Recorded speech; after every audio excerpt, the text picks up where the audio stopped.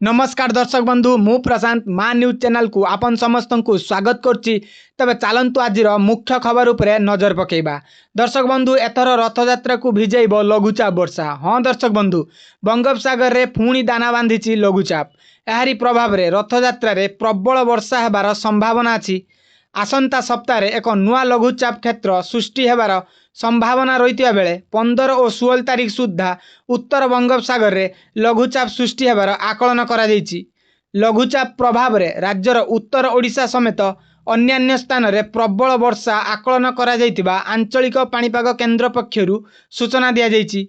राज्य रे मौसुमी वर्षा सक्रिय थिबारु 5 दिन जाए किछि जिल्ला रे बिजुली घड़घड़ी सह हालुका वर्षा और गोटिए किंबा दुईटी स्थान रे प्रबल वर्षा नहीं आंचलिक पाणीपाग केन्द्र सतर्कता जारी करछि।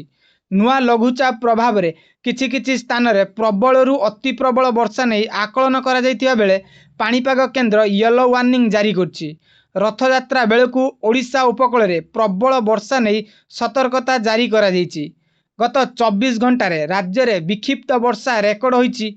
बालेश्वर, मयूरभंज, सोनपुर, पुरी, संबलपुर, बरगढ़ आदि जिल्लार केतेक स्थान रे वर्षा होईछि।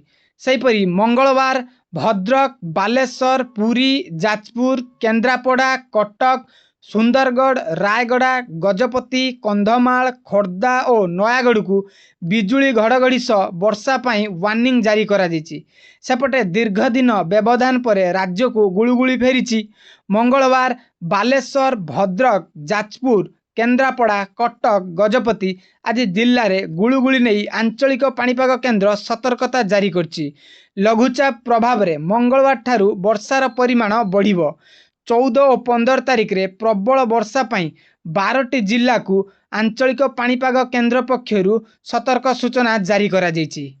तबे समस्त खबर सटीक अपडेट पाइबा पाई आम चैनल को सब्सक्राइब करिकी रखि थांतु। आजि पाई खबर एतिकी थिला। रहिलु नमस्कार।